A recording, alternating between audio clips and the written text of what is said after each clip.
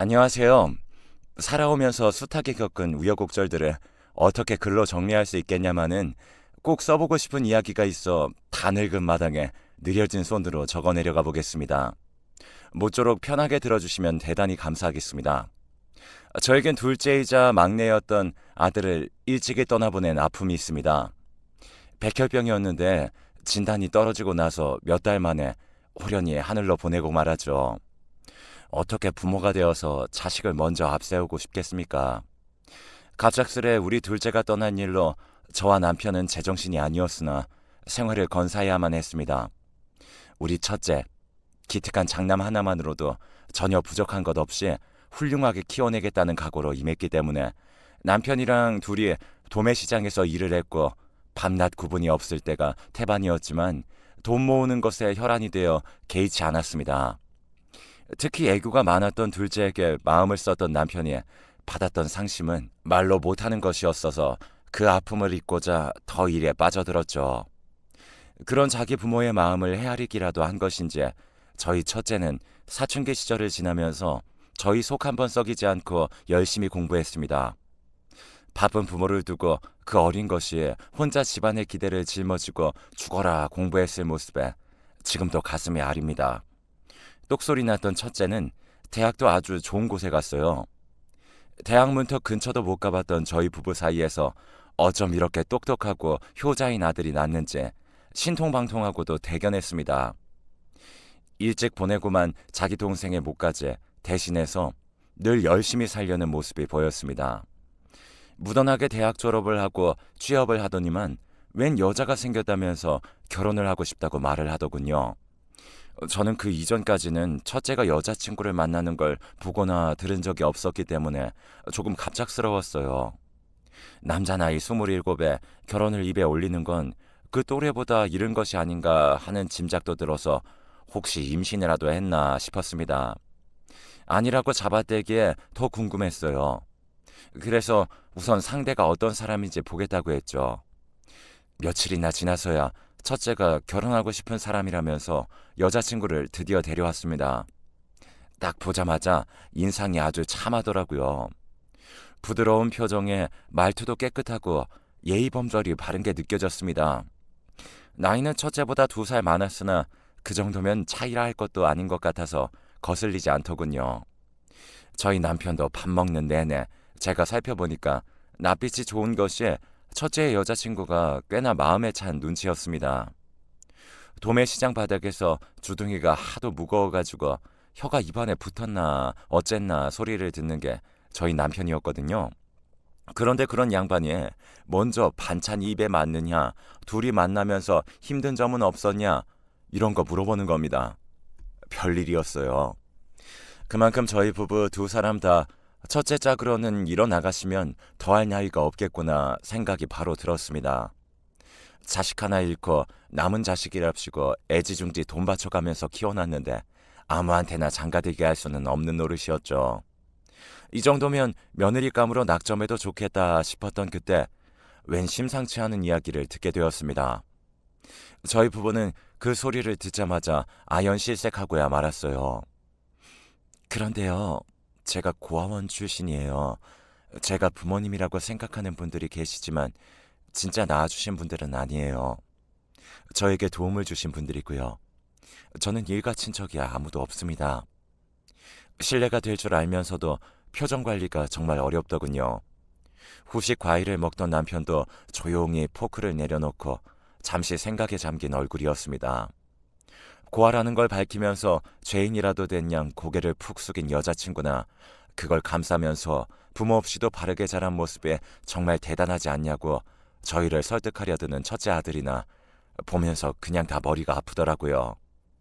어떻게 키운 아들인데, 우리가 어떤 마음으로 아낀 아들인데 부모 형제 하나 없는 여자랑 짝을 붙이냐면서 처음에는 저나 남편이나 모두 반대했어요. 그런데 둘은 헤어질 생각이 조금도 없어 보였죠. 첫째는 이 여자가 아니면 결혼 안 하겠다고 아주 강경하게 고집을 세웠어요. 그래서 제가 왜 하필 혈혈단신인 사람하고 결혼할 생각을 하냐면서 굳이 첫째에게 물어봤습니다. 엄마, 이 사람은 외로움이 뭔지 아는 사람이야. 그 속에서 꿋꿋하게 혼자 자립하고 헤쳐나갈 줄 아는 사람이더라고요. 나랑 너무 비슷한 점이 많아서 더 마음이 쓰여. 허심탄회하게 털어놓은 첫째 말을 들으니까 왜 둘이서 짝짝꿍이 맞았는지 알겠더라고요. 저희 부부는 미래를 위해 그리고 자식을 위한답시고 돈을 벌러 내내 바깥 생활을 했고, 그러는 동안 첫째는 모든 걸 스스로 혼자 해내야 하는 법을 터득해야만 했습니다. 냉장고 가득 채워놓은 반찬, 비싼 학원, 그리고 넉넉하게 돈이면 다 해결이 되는 줄로 저희는 생각했었던 거죠. 혼자서 밥을 먹고 학교나 학원을 마치고 집에 돌아와도 아무도 반겨주는 사람 없는 환경 속에서 첫째는 외로움을 견뎌내고 있었던 것입니다.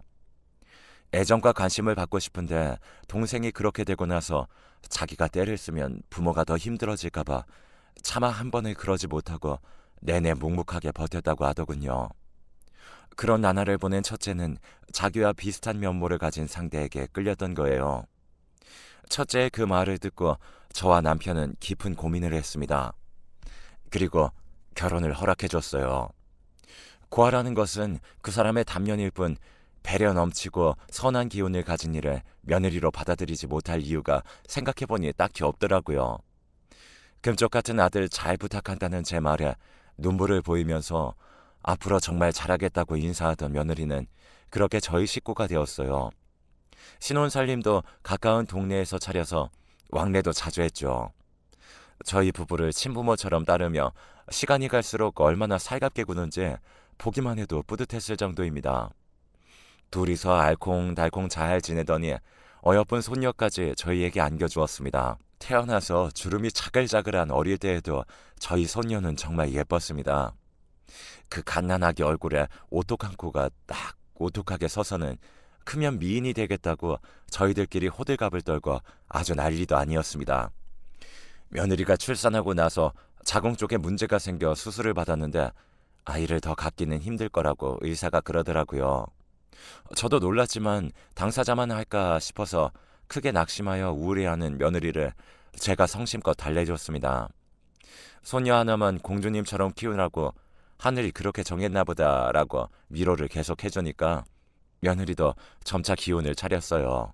걸음마 떼고 옹알이하고 그럴 적에 저희 손녀가 얼마나 귀여웠는지 말도 못합니다. 소녀가 까르르 하면서 웃으면 그 무뚝뚝한 남편도 홀라당 뒤로 넘어갔으니까요. 그때가 정말 최고로 행복했던 시절이었어요. 저희 부부도 일을 아예 정리하기로 하면서 노년 생활이나 잘하자고 계획을 할 때였죠. 너무 대책 없이 행복했던 게 죄였을까요? 생각지도 못한 우리는 아주 갑작스럽게 시련이 찾아왔습니다. 어느 겨울 저희 남편이 길에서 쓰러졌어요. 하필 새벽에 혼자 나갔다가 길에는 아무도 없을 때라 발견이 늦었습니다. 제가 연락을 받고 병원에 갔을 때는 이미 남편은 영영 떠난 뒤였어요. 다리에 힘이 풀려서 주저앉는데 이상하게 눈물이 바로 안 나오고 정신이 멍하더라고요. 이 상황이 대체 뭔가 싶었어요. 제가 따뜻한 보일러 도는 방에서 잠을 잘 동안 간만에 동네 시장으로 나가보던 남편은 집에서 멀리 떨어지지도 않은 골목길에 그 추운 겨울 새벽에 가슴을 부여잡고 쓰러져 있었던 겁니다. 얼마나 고통스럽고 몸이 시려웠을까 생각하면 지금도 제 손발이 차가워지고 오한이 들어옵니다. 급한 마당에 어디 맡길 데가 없어서 어린 손녀를 그대로 품에 안고 병원에 들이닥친 며느리가 엉엉 우는 소리가 들리는데 제가 그제서야 정신이 들고 이게 현실이라는 걸 깨닫고는 눈물이 터져 나왔어요. 응급실 바닥에서 서로 부둥켜 안고 서럽게도 울었습니다. 왜 우리 집안에 이런 일이 생겨야 하는지, 이제 노곤한 짐 벗어던지고 편하게 좀 살아보려던 찰나에 이 양반이 어째서 이렇게 떠나버려야 하는지 납득이 가질 않았어요. 시간이 지나도 이게 꿈인 것만 같고 자꾸만 실감이 안 나서 기력 없이 지냈습니다. 그런 저를 보다 못한 첫째가 집으로 모시겠다면서 강하게 나왔어요. 저는 극구 거절했는데 며느리까지 나서서 제발 그렇게 하시라면서 눈물로 저를 설득했어요. 마지못해 그때부터 첫째네로 들어가 살았습니다. 아마 그때 저는 혼자 있었다면 늘상 우울한 늙은이가 되었을 거예요. 손녀가 쑥쑥 커가는 걸 보면서 보람된 마음이 느껴지는 것을 벗으로 삼고 살았습니다. 제가 워낙 집안일을 알아서 잘하다 보니 며느리도 다시 직장에 나가서 자기 생활을 할 수 있었기에 서로가 좋은 환경이었던 것 같네요. 우리 손녀는 항상 예쁘지만 그 예민할 나이에 둔한 할머니한테 짜증 한번 안 부리고 착한 것이 학창 시절에 유독 예뻤습니다.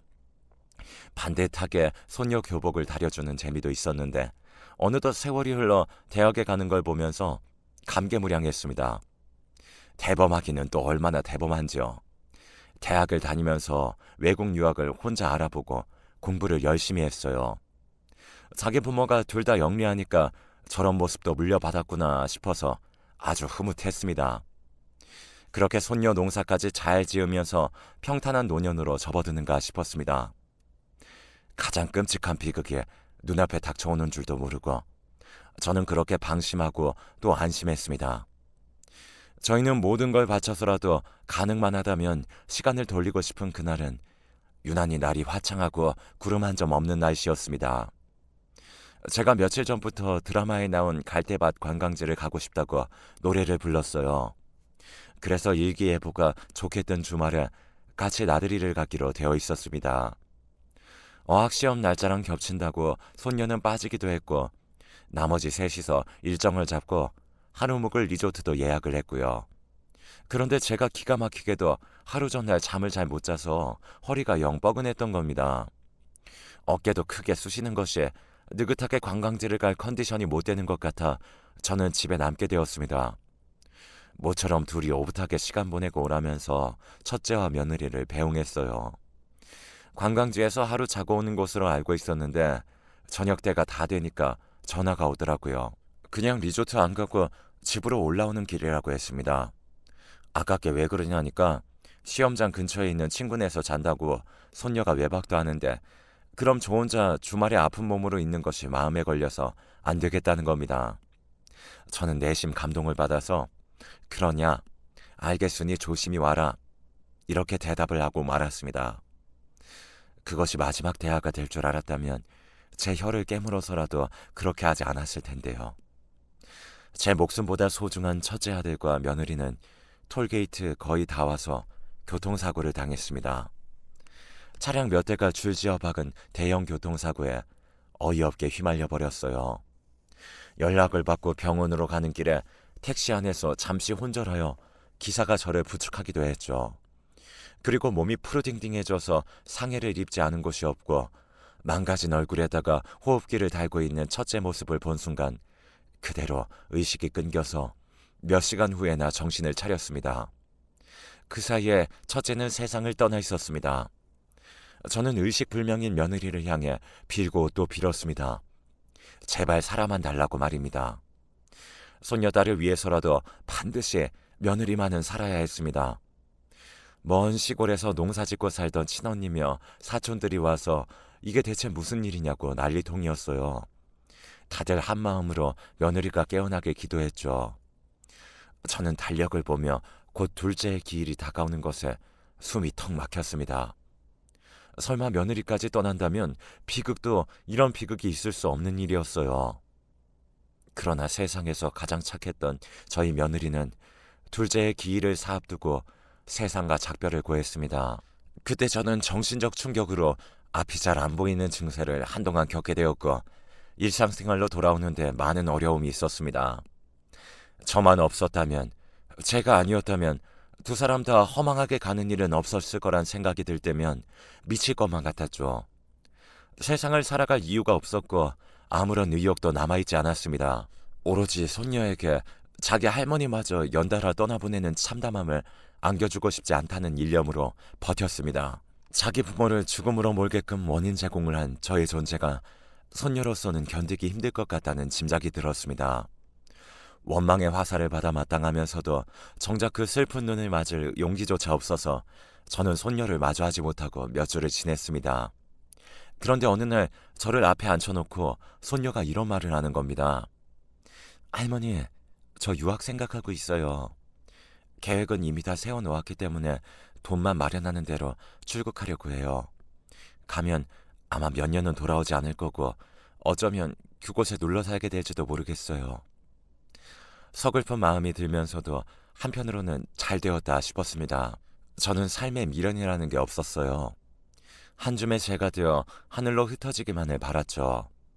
그 어떤 욕심도 남아있지 않았기 때문에 재산을 모두 손녀에게 줬습니다. 저희 남편하고 제가 죽으랍시고 벌었던 돈입니다.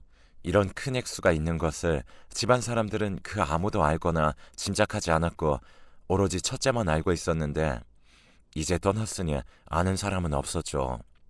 그 돈을 몽땅 손녀에게 주면서 유학도 가고 네가 하고 싶은 건 뭐든지 하면서 살라고 해줬습니다. 저는 한적한 시골로 가서 아는 이 없이 혼자 조용히 살고 싶으니 이해해달란 말도 덧붙였죠. 저란 사람은 이미 죽은 것이나 다름없었기에 유산을 물려줘도 상관없는 시점이었습니다. 앞으로 각자 어떻게 살지는 모르겠으나 부디 행복하라면서 제가 마지막 인사를 건넸고 손녀는 가슴속에 한을 토해내듯 오열했습니다. 부디 외국의 생활이 저희 손녀의 다친 마음을 어루만져주고 회복시켜줄 수 있기를 바랄 따름이었습니다. 저희 손녀는 그렇게 준비했던 유학길에 올랐고 저는 모든 걸 정리한 채 거처를 옮겼습니다. 머릿속에는 이미 가고 싶은 곳이 그려져 있었어요. 언젠가 방송에서 봤던 경남의 섬이었습니다. 생전 도시에서만 살던 사람이 일반 시골도 아니고 섬 생활을 하기란 불가능한 과정이었으나 저는 꺼리낄 게 없었어요. 혹시나 저를 찾을까봐 집안 사람들 몇 명에게 자연을 벗삼아 조용히 살고 싶으니 저를 영영 내버려둬 달라는 부탁을 미리 남겼습니다. 남편을 잃고 두 아들을 잃고 며느리까지 잃은 저를 다 알고 있으니 모두 납득해 주었어요. 저는 여러 차례 우여곡절을 겪으며 섬마을에 정착하게 되었어요. 세상과 단절되어 사는 것만 같은 환경에 갑갑하기는커녕 저에게 알맞은 곳이란 기분이 들었습니다. 사라지는 대로 몸을 맡기고 하루하루 시간을 버텨내며 지냈습니다. 할 일 없이 있다 보면 안 좋은 생각이 계속해서 줄지어들었기에 소일거리를 하면서 보냈죠. 부디 어여쁜 우리 손녀가 해코지 당하는 일 없이 늘 건강하기를 기도하는 것도 잊지 않았습니다. 그들만의 오랜 공동체가 형성되어 있는 동네였고 초반에는 무시와 텃세를 번갈아 겪었지만 저는 그것도 개의치 않았어요. 뭐가 어떻게 되든 아무런 상관이 없었으니까요. 서서히 일원으로 받아들여지면서 몇 년이 지났을 때는 제 이야기를 털어놓을 수 있었네요. 혼자 섬에 들어온 저를 보면서 심각한 사정이 있었겠거니 했지만 설마 그런 지경으로 힘든 일이 있었을 줄은 몰랐다면서 다들 안쓰러운 시선을 보내주었죠. 저는 제 가족들의 기일이 오면 잊지 않고 모두 챙겼습니다. 적적함을 달래기 위해 어느 때부터 일기를 쓰기 시작했는데 거의 손녀에게 보내는 편지 형식이 되더라고요. 자나깨나 손녀가 어디서 사고는 당하지 않았을까 늘 걱정이었어요. 그렇게 홀로 살아가던 어느 날이었습니다. 핸드폰으로 유튜브 소리나 크게 틀어놓고 밭 근처에 나팔꽃씨를 골라내고 있었습니다. 작은 그릇에다가 나팔꽃씨를 담고 있는 도중에 자꾸 말소리가 섞여 들리는 것 같은 겁니다. 착각인가 싶어서 아리송하다가 옆에 인기척이 다가오길래 깜짝 놀래서 고개를 돌려봤죠. 저를 몇 번 불렀는데 반응이 없으니 지척으로 다가온 사람은 예쁜 아가씨였습니다. 옷을 잘 차려입고 제 옆에 선 그 얼굴을 많이 올려다보는데 이럴 수가요. 바로 저희 손녀였습니다. 세상에나 이게 무슨 일이야? 아이고 우리 강아지 아니냐? 할머니 그동안 별일 없으셨어요?